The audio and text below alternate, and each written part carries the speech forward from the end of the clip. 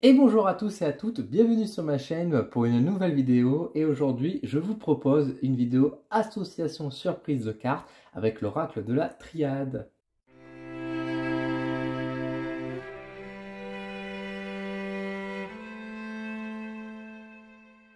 On continue un petit peu du coup au niveau de toute l'utilisation qu'on peut faire de l'oracle de la triade. Sur ma chaîne YouTube, je vous ai déjà fait une présentation du jeu. Je vous ai fait également 2 vidéos d'interprétation des cartes de l'oracle de la triade en espérant que celle-ci peut vous aider. Et je vous propose donc de continuer avec un format que vous appréciez pas mal aussi sur ma chaîne qui est donc association surprise de cartes. Pour rappel, le principe d'association surprise de cartes, c'est de vous aider à interpréter des associations de cartes, de 2 à 3 cartes, mais pris de manière aléatoire. C'est-à-dire que je ne prépare pas du tout en avance, je pose juste le jeu devant moi, après bien sûr l'avoir trié, je prends 2 cartes ou 3 cartes, et je vous donne un peu mon ressenti, les différentes interprétations qu'on peut donner, sans forcément qu'il y ait de sujet posé ou quoi, mais juste simplement, quand vous avez ces cartes-là, comment on pourrait les traduire, comment on peut les évoquer. Et ça aide, je sais, pas mal de personnes qui aiment bien interpréter les cartes, qui connaissent bien l'interprétation d'une carte toute seule, mais qui ont parfois un peu de mal à associer les cartes ensemble. Je rappelle également que moi, dans ma manière d'interpréter et de travailler les cartes, je travaille beaucoup de manière intuitive, dans mon ressenti. Donc, je vais vous donner aussi ma manière un petit peu de voir les choses, qui n'est pas une vérité, on va dire, absolue. Bien sûr, à vous de voir comment vous interprétez. Et d'ailleurs, sur ma vidéo, n'hésitez pas à me mettre en commentaire justement comment vous interprétez, vous, 2 cartes ensemble. Si vous n'êtes pas d'accord avec moi, vous pouvez le dire et me dire pourquoi et comment vous l'interprétez. Et en partageant un peu justement notre vision, on travaille ensemble, encore une fois, sur cette chaîne YouTube, j'ai envie de dire. Enfin, on travaille, on prend du plaisir. On prend beaucoup de plaisir. Hop, j'ai mélangé mon petit oracle de la triade. Je pose les cartes par-dessus en éventail. Et je vous propose donc de prendre 2 cartes de manière aléatoire. Hop, donc je vais prendre la carte arme. Alors, comme d'habitude, je vais lire les cartes à l'endroit. Donc, nous avons d'abord la carte arme et nous avons la carte de la fusion. Alors, comme moi, je vois ces 2 cartes ensemble, moi, ce que je pourrais ressentir... Alors, attendez, est-ce que là, je voudrais faire la mise au point correctement. Voilà. Alors, arme et fusion, pour moi, je vais voir beaucoup l'image de trahison qui est faite. Mais trahison dans un cercle vraiment proche, c'est-à-dire d'une personne très proche de la famille. Alors, bien sûr, la fusion, ça peut penser, bien sûr, comme je vous disais, au niveau du couple, au niveau de l'amour, etc. Donc, on peut effectivement penser à une trahison au niveau du mariage. On peut penser forcément à une tromperie, à une infidélité. Ça peut être quelque chose comme ça. Surtout si vous avez d'autres cartes qui peuvent évoquer l'amour, etc. Ça peut être ça. Mais c'est pas forcément lié qu'au couple, parce qu'encore une fois, la carte de fusion ne signifie pas forcément le couple. Mais ça peut être aussi à travers, par exemple, l'aspect professionnel. Par exemple, avec un associé qui travaille avec vous, qui peut vous trahir. Ça peut être aussi un membre de votre famille, un frère, une sœur, par exemple. On a d'autres cartes qui peuvent évoquer la famille, qui du coup, si ça entoure, ça peut donner plus de précision aussi sur où ça peut être trahir, où vient la trahison. Mais en tout cas, pour moi, effectivement, l'arme et la fusion, on sent que l'arme va venir couper la fusion, va venir trancher, va venir séparer finalement les choses. Donc on voit en tout cas quelque chose qui vient menacer et qui annonce peut-être, on va dire, une future séparation, surtout si les cartes vont encourager dans ce sens-là. Ou en tout cas, il y a un truc qui ne va pas et qui a du danger en tout cas. Quelque chose menace en tout cas l'association, le couple. Ça peut être aussi des personnes qui peuvent être jalouses. Alors même si on a d'autres cartes qui pour moi vont évoquer un peu plus la jalousie autour du couple, etc. Ici, la carte de l'arme, c'est déjà l'action qui est mise en place et c'est vraiment le coup de couteau, etc. Donc pour moi, c'est pas juste un couple qui serait jaloux de vous sur notre amour, etc. C'est pas forcément ce genre de choses. Pour moi, ce serait vraiment, il y a eu quelque chose. On est passé à l'acte. Vous voyez, il y a eu un acte qui a été fait et qui est venu emmerder et venir casser, ou en tout cas tenter de casser, parce qu'encore une fois, la séparation n'est pas encore équivoque, mais en tout cas, il y a des tentatives physiques, concrètes, pour venir séparer un couple, une association, ouais, voilà, des associations, encore une fois, enfin, une amitié, pourquoi pas une amitié très très forte, en tout cas des choses comme ça. Hop, ici, nous avons la carte du sceau et nous avons la carte de la naissance. Alors, pour moi, quand je vois ça, ça peut annoncer tout simplement, par exemple, professionnellement, quand moi je vois ces cartes-là, ça pourrait annoncer un nouveau, j'allais dire un CDI. Bon, pas forcément un CDI, mais en tout cas un nouveau contrat de travail. On peut voir quelque chose de nouveau, surtout le carte du sceau. Moi, j'aime bien voir le côté ancré, signé, vraiment, vous voyez ce côté-là. Surtout qu'on a la carte du papyrus qui traîne pas loin, ça peut parler vraiment un peu de côté contrat, de nouveaux contrats qui se mettent en place. Quand je vois cette association-là aussi, ça peut venir aussi un petit peu ce côté de dire qu'il y a une grossesse en approche, parce qu'encore une fois, pour moi, la carte de naissance renvoie beaucoup aussi aux grossesses en particulier, donc ça peut être pour annoncer une grossesse, ça peut nous annoncer que quelque chose va arriver, ça peut être aussi, voilà, un peu le côté destin, naissance, ça, on sent qu'il y a peut-être une nouveauté qui va arriver, quelque chose de bénéfique pour nous, Il y a un peu le côté protection aussi qui peut être marqué à ce niveau-là, avec encore une fois avec ce nouveau départ, la naissance de quelque chose. Alors quoi, la naissance, on pourrait être trifouillé, on pourrait mettre d'autres cartes à côté. Mais en tout cas, pour moi, on vient vraiment annoncer quelque chose de concret, de signé et de palpable concrètement, quoi. On sent que les nouveautés arrivent. Ça peut être aussi, dans un autre cas, par exemple, pour dire protection sur les enfants. Vous voyez, alors même s'il y a la carte de bénédiction, etc., qui pourrait être un peu plus équivoque par rapport à ça, mais c'est vrai que la carte de sceau, moi, je la vois beaucoup en protection également. Sur du concret, ça peut annoncer aussi une bonne nouvelle par rapport aux enfants, de tout âge d'ailleurs, hein. La carte de naissance, comme je dis, pour moi, évoque la grossesse, mais ça peut évoquer aussi les enfants. Donc voilà, ça peut être une association qui peut annoncer, on va dire, les protections sur les enfants. La carte donc des racines avec la carte de l'adversaire. Alors la carte de racine, moi je l'aime bien voir comme la carte de la famille. Quand on a la carte de l'adversaire qui est là, ça peut être bon. Si on prend l'interprétation directe famille, adversaire, on pourrait dire que voilà, il y a des gens qui veulent du mal à la famille, aux racines, etc. C'est possible. Ça peut être quelqu'un dans la famille également. Hein. C'est pour dire qu'il y a quelqu'un qui veut du mal. Il y a un mouton noir, j'ai envie de dire, parmi nous. Dans le foyer également, hein, dans la maison, dans la famille proche, etc. En tout cas, ça peut évoquer sur un autre aspect, un côté beaucoup plus, on va dire, spirituel, surtout avec la carte de racine, l'adversaire, qui est un peu, je ne vais pas dire une malédiction, mais vous voyez, ça peut être aussi, on va dire, les bagages transgénérationnels. Vous voyez, il peut avoir un peu ce côté de lourdeur. Même si, encore une fois, la carte de l'adversaire, c'est pas que vraiment forcément la lourdeur et l'énergie seulement, on va dire, de maléfice. C'est aussi une carte qui va évoquer une personne, quelqu'un de malveillant. On peut avoir ce genre de carte, effectivement, pour quelque chose, on va dire, quelqu'un de malveillant. Surtout avec la carte de la racine, ça peut donc quelqu'un de la famille ou quelqu'un qui est déjà compétent, qui a des connaissances aussi dans de l'art occulte, par exemple, et qui peut vouloir du mal. Donc, quand on a cette association-là ensemble, on peut se dire, oula, ça a l'air de quelqu'un qui n'est pas à son coup d'essai, c'est pas un amateur qui peut vouloir du mal, qui peut nous faire du mal. Bon, après, encore une fois, si vous avez ces deux cartes-là ensemble, ça ne veut pas dire forcément qu'on vous envoie une malédiction non plus. Là, je prends un exemple de message, mais ça peut être, encore une fois, comme je l'ai dit, quelqu'un qui veut juste du mal, qui peut être plus que jaloux, qui peut vraiment avoir une haine. Ça peut être aussi un ex, par exemple, hein, même si on n'a pas forcément la carte du couple, mais on peut penser voilà, aux racines avec ça, surtout si vous avez des enfants en commun, etc. Donc, vous voyez, il y a un peu ce côté de la branche qui est connectée. Donc, on sent que c'est encore une fois une personne qui est, en tout cas, est liée et connectée à vous, parce que les racines va parler aussi du lien et de la connexion, de l'ancrage, de ce qui vous relie en fait. Donc on sent bien que c'est une personne, c'est pas n'importe qui, c'est pas un inconnu, ça peut être aussi une personne qui est proche de vous, qui a eu une liaison avec vous, à travers un couple, à travers la famille, à travers voilà, en tout cas qui a un lien et qui n'est pas très heureux en tout cas, ou qui ne vous aime pas trop, pour pas dire qu'il vous déteste. Donc voilà, c'est pas des cartes toujours très drôles à avoir. Nous avons la carte du silence avec la carte de la porte. Ah, c'est intéressant ça. Ça, c'est pour vous dire en fait tout simplement que votre sonnette ne marche plus, qu'il faut remplacer les piles.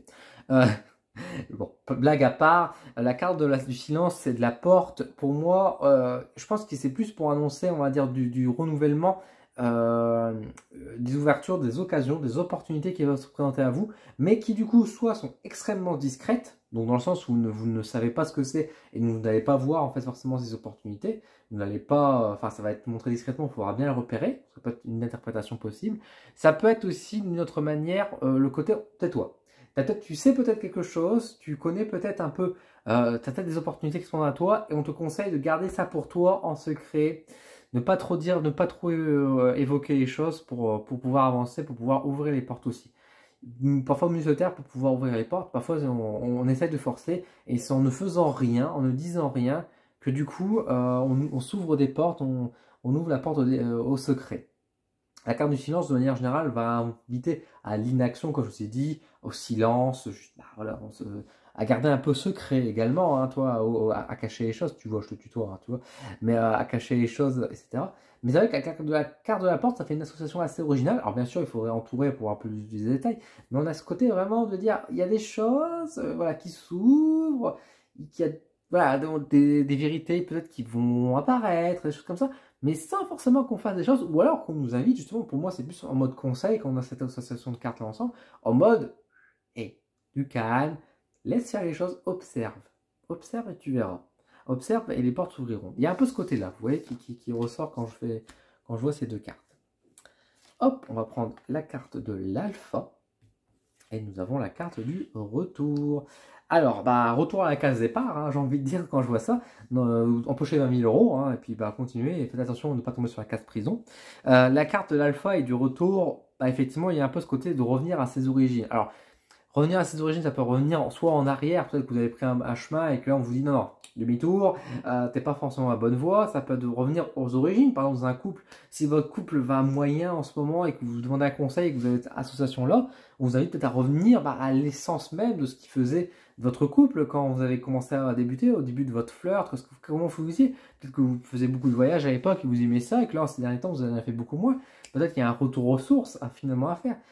Après, ça peut être aussi sur un plan professionnel, peut-être qu'on est en train de galérer, etc. Et on vous dit non, ben reviens à ce qui faisait au tout début, ton essence, qu'est-ce qui faisait de ta matière première. Ça peut être aussi pour soi-même, évidemment, quand on voit ce côté-là, c'est dire reviens à qui tu es réellement et non pas ce que tu es devenu. Il y a vraiment un retour en arrière. Alors on pourrait dire un retour en arrière, un peu enfant intérieur, etc. Pas tellement, parce que pour moi, si on pourrait avoir un enfant intérieur, par exemple, on aurait pu avoir la carte de naissance, etc. On aurait pu avoir d'autres cartes. Ici, pour moi, c'est plus revenir, on va dire, mais sur... c'est un retour en arrière, oui, même si bah, on revient jamais dans le passé, mais c'est revenir, on va dire, sur ce qui faisait nos valeurs et que bah, peut-être avec le temps on l'a un peu perdu ou alors on s'est pas rendu compte qu'on ne l'avait plus non plus. Vous voyez, il y a un côté un peu vraiment caractère, psyché, mystique, pourquoi pas, même dans la pratique, etc. Il y a ce côté de dire non, non, mais tu es allé trop loin, reviens, relis l'énoncé de la base. Reviens sur ce que tu disais sur tes premières paroles et tu vas mieux comprendre et mieux t'en sortir. Si on est bloqué face à un problème, il y a ce côté de dire reviens depuis le début, recommence ton équation entre guillemets. Vous voyez, il y a ce côté-là. C'est un conseil intéressant. La carte de méditation avec la carte du choix. Bah là, pareil, pour moi, c'est vraiment plutôt un message conseil qu'on vous donne quand vous avez cette association de cartes. C'est justement pour dire que quand vous êtes face à des choix et que vous ne savez pas lequel faire, on vous invite justement à vous poser et à réfléchir. Là, on vous invite à utiliser votre voix de raison. Alors, ça peut être aussi la voix de l'intuition, parce que la méditation, pourquoi pas, ça peut être l'un et l'autre. Mais en tout cas, de vous écouter, de vous poser et de réfléchir, de vous poser, d'écouter à la fois votre intuition et à la fois de votre raison, pour voir justement quelles sont les meilleures solutions, pour vous aider à trouver le meilleur chemin. Ou alors, à l'inverse, si vous avez l'impression d'être bloqué, etc., pour trouver les différentes solutions, les différentes solutions aux différents problèmes, on vous invite encore une fois à vous poser et à observer, à réfléchir, à écouter finalement. Il y a ce côté vraiment d'observation, d'écoute intérieure, d'écoute extérieure aussi, pourquoi pas, pour pouvoir mieux déterminer quoi. Mais en tout cas, c'est de vous poser pour pouvoir mieux élargir votre champ de vision. Il peut y avoir un aspect, on va dire aussi, ouverture à la pleine conscience quand on voit ce côté-là, surtout avec la carte de la méditation, puis le choix, vous voyez, avec ce chemin qui s'ouvre sur plusieurs possibilités. Ça peut être une ouverture de conscience qui peut être donnée ici également je suis en train de penser que quand on fait ça à la caméra, on dirait que je suis en train de nager. Donc je suis pas à la piscine, mais en tout cas d'ouvrir votre conscience effectivement pour pouvoir peut-être mieux observer les choses, pour voir mieux les choses au final aussi sur d'autres aspects. Si vous êtes bloqué encore une fois et que vous avez ces cartes-là, open your mind, comme on dit. Ouvrez votre esprit. Hop, nous avons la carte ici de science avec la carte du pardon. Alors, c'est un duo assez intéressant. Pour moi, il y a ce côté de... il y a un peu ce côté de revenir... Enfin, revenir en arrière. Non, pas revenir en arrière, mais de réfléchir, en fait, à ces conneries qu'on a pu dire. C'est un peu de dire, bon, bah, j'ai été trop vite. Pour moi, il y a un côté avec la science, un peu côté vérité, mais plus que vérité, c'est vraiment ce côté de dire... on a prouvé par A plus B que vous avez tort et que vous devez reconnaître votre tort, en fait. Il y a un peu ce côté de dire que, vous pensiez des choses, vous avez fait des choses et en fait, on vous a montré... où vous avez vu, en fait, vous avez compris. Il y a un peu ce que, pour moi, qu'on fait la science, c'est la connaissance aussi, c'est le savoir, etc. Vous voyez. Donc, il y a un peu ce côté que, on vous a donné, en fait, des informations, des réponses, et du coup, vous vous êtes aperçu que, finalement, en ayant tous les éléments maintenant, en ayant le schéma complet, en ayant conscience, en ayant le contexte global, vous avez compris que vous avez eu tort. Et là, on vous invite justement à dire pardon, ou en tout cas, à vous pardonner vous-même, ou, enfin, voilà.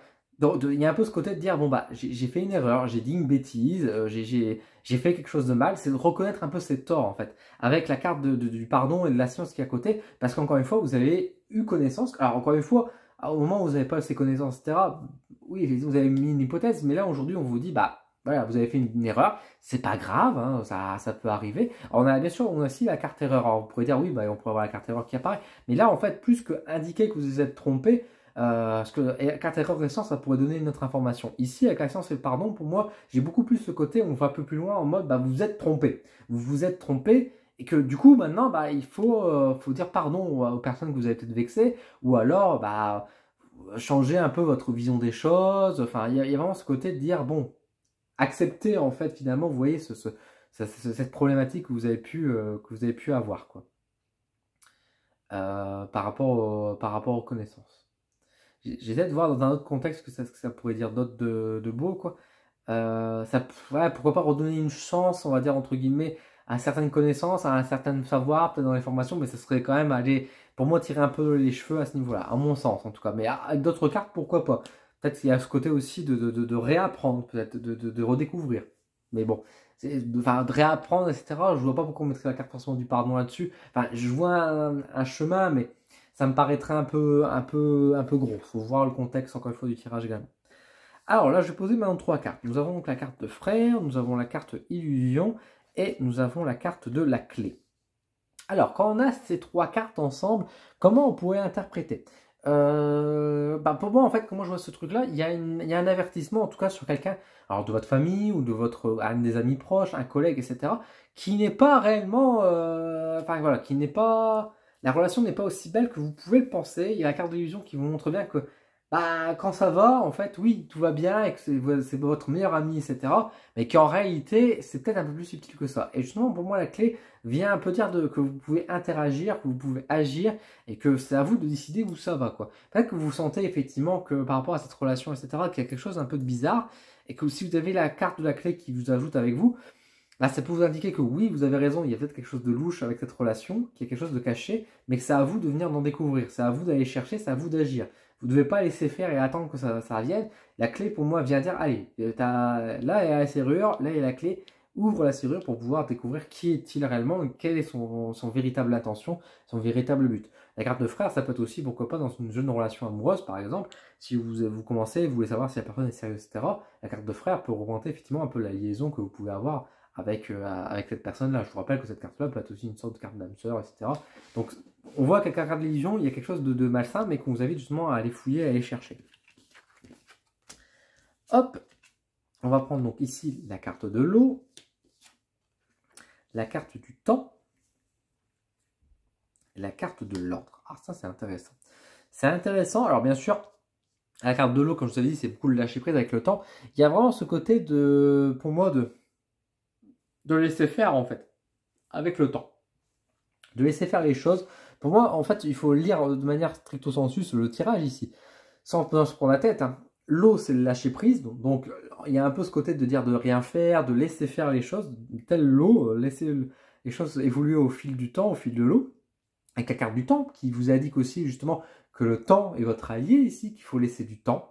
Telle la graine qu'on sème et qui va pousser, etc. Mais c'est pas en restant à côté et en arrosant tous les jours que forcément la graine va germer à ce niveau-là, mais c'est peut-être au contraire en laissant un peu de temps aussi pour qu'elle puisse éclore, etc., que les choses vont arriver. Surtout qu'en plus la carte de l'ordre rappelle beaucoup la carte du jugement dans le tarot, hein, dans son format, avec les tablettes des 10 commandements. Et il y a vraiment ce côté, effectivement, on va dire, bah, le temps est votre allié. Pour moi, il y a ce côté vraiment, ne faites rien, laissez faire les choses, laissez faire le temps, et l'ordre, les réponses, la situation va évoluer d'elle-même. Donc, quand vous avez ce tirage-là qui ressort, cette association-là qui sort en même temps, quand vous avez ces trois cartes qui sont assez proches, bah, si vous vous demandez des réponses, etc., et que vous avez ces cartes-là, c'est pas forcément la réponse qu'on veut, mais c'est une réponse qui vous dit clairement, bah, laissez faire.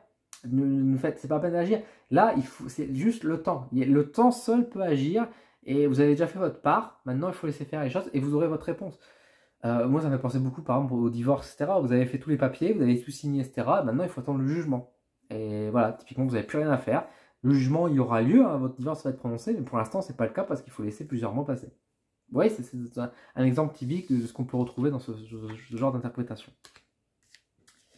Hop, nous avons donc ici la carte de la mutation, nous avons la carte de l'âme, et nous avons la carte ici de la réussite. Ça, c'est très beau quand vous avez ce genre de tirage, parce que ça parle bien d'une évolution positive pour vous. Je rappelle quand même que la carte de l'âme, pour moi, représente le consultant ou la consultante. Donc, nous avons une carte qui va renvoyer vers nous, vers notre nous profond. La carte de mutation va parler d'une évolution positive, d'une transformation, tel le papillon, qui va apparaître. Et justement, il y a un peu ce côté, ce changement, cette métamorphose effective pour vous est plutôt bonne. Ça vous indique que vous allez changer, que vous allez vous métamorphoser, vous allez devenir papillon et que bah, c'est génial et que ça va apporter vraiment des belles choses pour vous également, que votre situation va changer. Pour simplifier les choses, vous avez ces cartes-là, ça va vous dire que rassurez-vous, votre situation va changer et ça ira beaucoup mieux. Alors, encore une fois, peut-être qu'il y aura la carte du temps, etc. Il faut voir dans quel contexte, donc comment elle est fait le tirage, mais en tout cas, ça annonce vraiment un changement très positif, un changement vraiment dans la réussite. Ça peut être une réussite professionnelle, on va dire une réussite financière également, mais on sent qu'il y a un avant-après en tout cas. Donc c'est vraiment une très belle association, en tout cas qui fait très plaisir à avoir quand on fait les tirages. Donc, nous avons la carte de la bénédiction, nous avons la carte du mensonge et nous avons la carte de la prière. Alors là, c'est déjà un peu plus complexe à interpréter. Quand on a ces trois cartes ensemble, comment on pourrait le traduire? Pour moi, il y a ce côté, alors bénédiction, pour moi, je le prendrais un peu comme les guides, finalement, avec le mensonge et la prière. Il y a un appel à avoir, en fait, à se reconnecter un petit peu à soi, à ses guides, à son chemin, finalement. Il y a la carte du mensonge qui est au milieu, pour moi, qui vient dire, ne nous la fait pas, entre guillemets, à nous, quoi. C'est comme si, avec, en plus, avec la carte de la bénédiction, etc., avec l'œil, comment elle est placé, il y a un peu ce côté de dire, je marche pas dans ton jeu. Toi, tu te dis peut-être que je vais très bien, et en réalité, on sait que tu vas pas bien. Et on te demande d'être peut-être plus juste, plus sincère, plus honnête aussi. Il y a un peu ce côté-là qui ressort, pour moi, quand je vois ce tirage, de faire tomber les masques, en mode, tu me la fais pas, quoi. Il y a un peu ce côté stop aussi, vous voyez, avec cette main-là qui vient bénir, mais qui vient aussi peut-être un peu dire, pas méchamment, mais dire, hé, ça suffit les mensonges. On s'arrête là. Sois honnête avec les autres. Toi, tu penses que tu dis à cette personne-là que en fait, oui, tu ne l'aimes pas, etc. Non, on sait que tu l'aimes, cette personne. Arrête de faire ton char, ou arrête de tourner en rond, de trouver des excuses, finalement. Nous, on voit au-delà de ça et on t'invite à te reconnecter, à te connecter vraiment, parce que la carte de la prière, pour moi, c'est une carte de spiritualité aussi, se reconnecter à notre part de magie, finalement, qui est un peu en nous. Il y a ce côté, effectivement, on va dire, bah, oui, de laisser tomber le masque et puis de se regarder dans le miroir, en fait, et d'accepter bah, les choses telles qu'elles sont, la réalité des choses, finalement. Donc, ça peut être un message un peu dur, mais au final, c'est juste pour moi, enfin, encore une fois, dans ce contexte, sans contexte, justement, dans ce genre de tirage avec ces trois cartes, il y a ce côté de dire bas les masques, quoi. On revient sur la sincérité et l'honnêteté. On continue, nous avons donc la carte de l'éternité avec la carte de pénitence et nous avons la carte de l'homme qui apparaît. Alors pour moi, il y a ce côté, comment je pourrais le traduire? Ça peut indiquer, alors encore une fois, la carte de l'homme peut indiquer une personne de votre entourage, donc un homme en particulier, un garçon, un homme ou un homme âgé. Ça peut être une personne qui, ça fait un moment qu'elle est en souffrance, enfin même un long moment, parce que la carte de l'éternité, bon, c'est quand même long, mais c'est pour dire que quelqu'un fait beaucoup d'efforts, un homme fait beaucoup d'efforts autour de vous, et peut-être en souffrance depuis un moment de temps. Là, on dirait que c'est plus dans ce tirage, quand vous avez ces trois cartes, pour moi, ça indique plutôt, on va dire, de jeter l'œil vis-à-vis d'une personne, de faire attention à votre entourage. Peut-être qu'on vient vous dire, ça peut être par votre père, je sais pas, ça fait longtemps que vous n'avez pas eu de nouvelles de votre père, et votre père, ben, il en souffre, mais il le dit pas forcément, et qu'il souhaiterait vous revoir.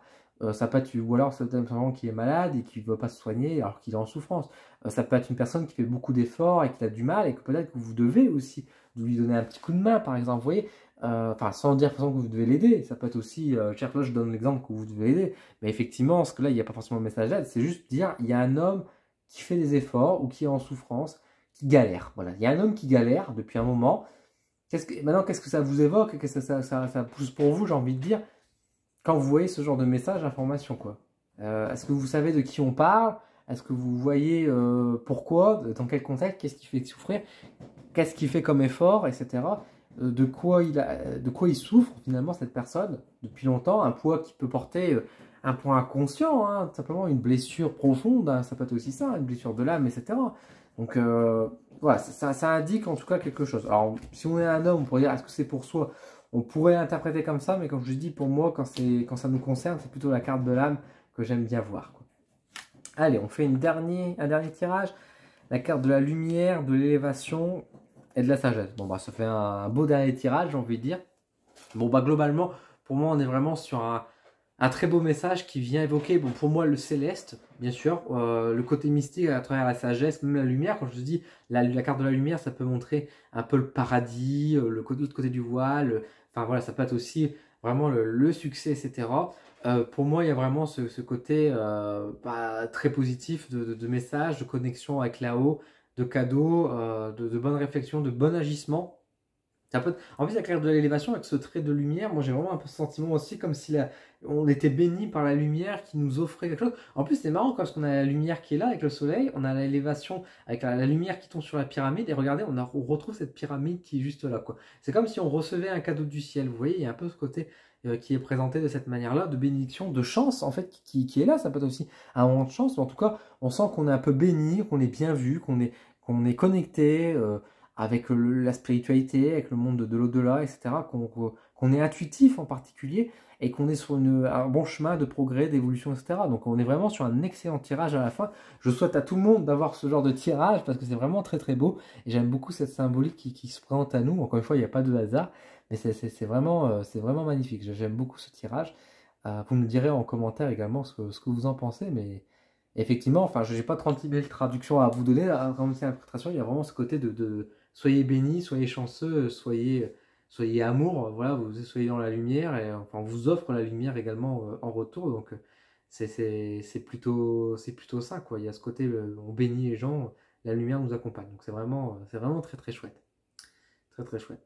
Donc voilà un peu pour les associations surprises de cartes pour l'oracle de la triade. J'espère qu'en tout cas ça vous a plu et que ça vous a aidé. Encore une fois, si vous avez des interprétations différentes de ce que je vous ai donné, bah, n'hésitez pas à me dire en commentaire comment vous interprétez les différentes cartes, en espérant que ça vous a plu. Si vous avez des questions, n'hésitez pas à me les dire.